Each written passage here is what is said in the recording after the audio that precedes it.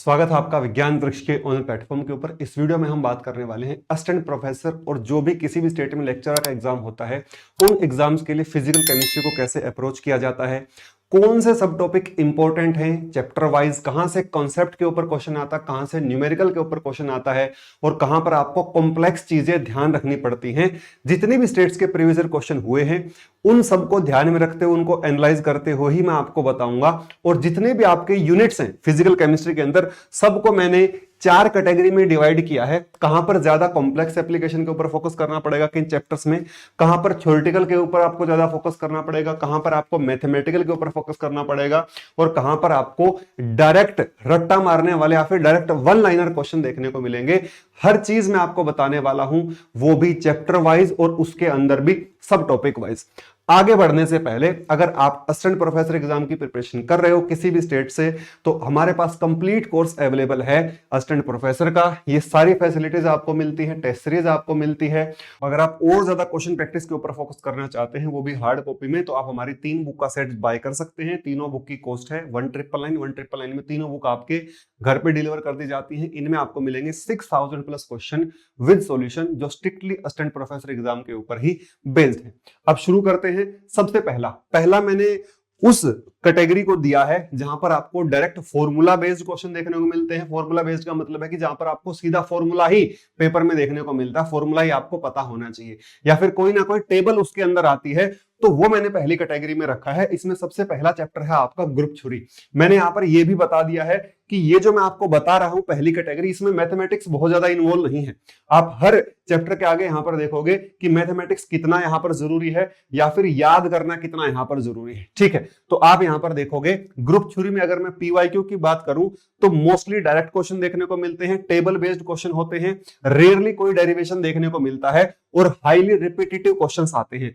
जो टारगेट आपका होना चाहिए इसमें symmetry elements, point group, character table का बेसिक यूज आपको पता होना चाहिए। बेसिक यूज, बहुत एडवांस यूज नहीं पता होना चाहिए। रिड्यूसिबल से कैसे इरिड्यूसिबल में जाते हैं यह आपको पता होना चाहिए। और आईआर और रमन एक्टिविटी की जो प्रेडिक्शंस हैं वो आपको पता होनी चाहिए अगर मैं पर्टिकुलरली ग्रुप थ्योरी की बात करूं। नेक्स्ट अगर मैं बात करूं थर्मोडायनेमिक्स की, तो थर्मोडायनेमिक्स में आप देखोगे जो मैक्सिमम क्वेश्चन है वो आपको कार्नोट साइकिल, फेज रूल और मैक्सवेल से देखने को मिले हैं और कोई भी लंबी कैलकुलेशंस नहीं है, डायरेक्ट रिलेशन से क्वेश्चन आया है। जैसा कि यहां पर देखोगे मैथमेटिक्स का जो यूज है वो मीडियम है, थ्योरी का भी जो यूज है वो बहुत कम है, लेकिन जो मेमोराइजेशन है वो आपका यहां पर बहुत ज्यादा होना चाहिए। टारगेट जोन आपका क्या होना चाहिए, जितने भी गिब्स फ्री एनर्जी के फॉर्मूला हैं वो, उसके बाद क्लैसियस क्लेपेरॉन इक्वेशन, फेज रूल और केवल वन लाइनर्स में, फेज रूल में केवल वन लाइनर में, जैसे कि भाई इसमें कितने कंपोनेंट हैं, कितने फेजेस हैं, ये आपको पता होना चाहिए। डिग्री ऑफ फ्रीडम आपको पता होनी चाहिए। एंड नेक्स्ट आपका जूल थॉमसन इफेक्ट, वो भी केवल क्वालिटेटिव, म्यू जेटी क्या होता है, म्यू जेटी आइडल गैस के लिए क्या होता है, ये सब बातें आपको पता होनी चाहिए। तो थर्मोडायनेमिक्स में आपको कोई भी बहुत ज्यादा हैवी कैलकुलेशंस नहीं देखनी है, कोई भी ऐसा क्वेश्चन आपको नहीं करना है जिसमें ज्यादा हैवी कैलकुलेशंस हो। आपको सिर्फ और सिर्फ फोकस करना है किसके ऊपर, जो डायरेक्ट फॉर्मूले हैं वो आपको पता होने चाहिए, स्पॉन्टेनिटी का क्राइटेरिया आपको पता होना चाहिए और ये जो टॉपिक्स आपके सामने लिखे हुए हैं आपको मैक्सिमम टाइम जो क्वेश्चंस है वो इन्हीं के अंदर से देखने को मिलेगा। नेक्स्ट चैप्टर की बात करूं आपका स्टैटिस्टिकल थर्मोडायनेमिक्स, यहां पर आप देखोगे यहां पर वेरी लिमिटेड टॉपिक है क्योंकि यहां से बहुत ज्यादा क्वेश्चन नहीं आते हैं। उसके बाद यहां पर आपको फोकस किसके ऊपर करना पड़ेगा, यहां पर आपको सबसे जरूरी है ये वाला फॉर्मूला S=KLN W और ये वाला ग्राफ, ये ग्राफ प्रोबेबिलिटी और एनर्जी स्टेट का और ये आपका फॉर्मूला। ठीक है, यहां पर आपको ज्यादा रटना पड़ेगा, ज्यादा मेमोराइजेशन बेस्ड ये आपका टॉपिक है। उसके बाद फोकस किसके ऊपर करना है, आपको बोल्ट्जमैन डिस्ट्रीब्यूशन के ऊपर फोकस करना होगा। पार्टीशन फंक्शन का मीनिंग और पार्टीशन फंक्शन के फॉर्मूलाज आपको पता होने चाहिए। सीधा क्वेश्चन आपसे पार्टीशन फंक्शन का ही पूछा जाएगा। उसके बाद जो आपके एंट्रोपी और प्रोबेबिलिटी के रिलेशंस हैं, जैसे सकूर-टेट्रोड इक्वेशन है, वो आपको यहां पर पता होनी चाहिए। अगर वो आपको पता होगी तो आप स्टैटिस्टिकल का क्वेश्चन भी आसानी से कर पाओगे। नेक्स्ट टॉपिक की अगर मैं बात करूं, नेक्स्ट आपके पास है स्पेक्ट्रोस्कोपी। अब स्पेक्ट्रोस्कोपी में अगर बात करी जाए तो प्रीवियस ईयर क्वेश्चंस के आधार पर अगर बात करूं तो बहुत ही स्टैंडर्ड क्वेश्चन पूछे गए हैं, और जैसे रिजिड रोटर के क्वेश्चन है वहां से क्वेश्चन पूछे गए हैं। अब आपको इसमें टारगेट क्या करना, सबसे पहले आपको एनर्जी एक्सप्रेशंस पता होनी चाहिए, रोटेशन स्पेक्ट्रोस्कोपी के, आईआर स्पेक्ट्रोस्कोपी के, वहीं पर आपका रमन के, सबके एनर्जी लेवल्स आपको पता होने चाहिए। उसके बाद सिलेक्शन रूल्स पता होने चाहिए, रोटेशन स्पेक्ट्रा की कंडीशन क्या होती है, मतलब कंडीशन का मतलब यह है कि किस फेज में रोटेशन स्पेक्ट्रा आता है, सॉलिड में, लिक्विड में, गैस में, कौन सी गैसेस रोटेशन स्पेक्ट्रा शार्प देती है, किस स्टेट में शार्प आता है, तो ये सब बातें आपको पता होनी चाहिए। IR activity versus Raman activity ये आपको पता होना चाहिए, मतलब रूल ऑफ म्यूचुअल एक्सक्लूजन आपको पता होना चाहिए। ठीक है, इसमें कोई भी बहुत ज्यादा मैथमेटिकल कैलकुलेशन के क्वेश्चंस नहीं आते, ये आपके सीधा फॉर्मूला बेस्ड क्वेश्चन होते हैं, बस आपको प्लस माइनस करना होता है, बाकी कुछ नहीं करना होता है। नेक्स्ट अगर मैं बात करूं, नेक्स्ट आपका पॉलीमर केमिस्ट्री। अब पॉलीमर केमिस्ट्री में आपको क्या करना है, बहुत छोटा सा चैप्टर होता है, कुछ स्पेसिफिक चीजों के ऊपर फोकस करना होता है। जैसे यहां पर आप देखोगे कि भाई टाइप ऑफ पॉलीमराइजेशन, कितने तरह के पॉलीमराइजेशन होते हैं, ठीक है। उसके बाद मोलिकुलर वेट के फॉर्मूले mn, mw, mz और विस्कोसिटी एवरेज मास। उसके बाद ग्लास ट्रांजिशन, ये भी आपको पता होना चाहिए। नेक्स्ट आपका डिग्री ऑफ पॉलीमराइजेशन, ये भी पता होना चाहिए। और उसके बाद आपका पॉली डिस्पर्सिविटी इंडेक्स, ये सब बातें पता होंगी तो आप एपी के एग्जाम में लगभग हर बार सारे क्वेश्चंस को अटेम्प्ट कर पाओगे। ये आपके सामने ग्राफ है, weight fraction versus molecular weight, mn है, mw है, mz है, और पीडीआई का फॉर्मूला भी यहां पर मेंशन किया है। कहने का मतलब ये है कि आपको ज्यादा फोकस करना है इन दिए गए सब टॉपिक्स के ऊपर, बाकी चीजों के ऊपर आपको ज्यादा फोकस नहीं करना है। या फिर आपसे कभी कभी क्वेश्चन ये भी आ जाता है कि जो नंबर एवरेज है उसको मेजर करने के लिए कौन सा मेथड होता है, वेट एवरेज के लिए कौन सा मेथड होता है, तो उसको भी आप थोड़ा सा देख लेना, छोटा सा चैप्टर है।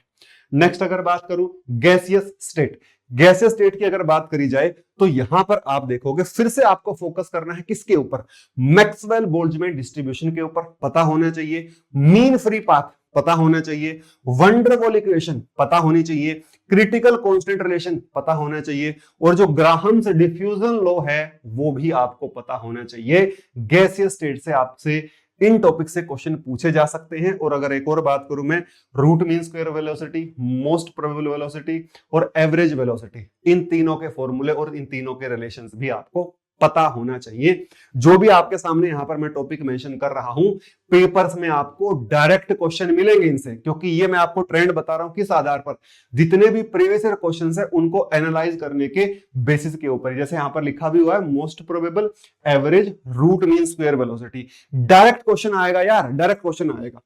नेक्स्ट हमारे पास आता है द न्यूमेरिकल बैटल ग्राउंड्स। इसमें मैंने 3 चैप्टर्स को रखा है आपके सामने, electrochemistry, solid state, chemical kinetics. यहां पर आपको थोड़ी सी लंबी कैलकुलेशन करनी पड़ सकती है, थोड़ा सा आपको कैलकुलेशन बेस्ड ज्यादा रहना पड़ेगा। फॉर्मूला बेस्ड तो क्वेश्चन आएगा लेकिन कैलकुलेशन थोड़ी सी ज्यादा रहेंगे। इससे पहले वाले में क्या था, कॉन्सेप्ट और फॉर्मूला बेस्ड क्वेश्चन था, यहां पर फॉर्मूला बेस्ड और कैलकुलेशन ज्यादा वाला क्वेश्चन है। पहले वाले में कैलकुलेशन ज्यादा नहीं थी।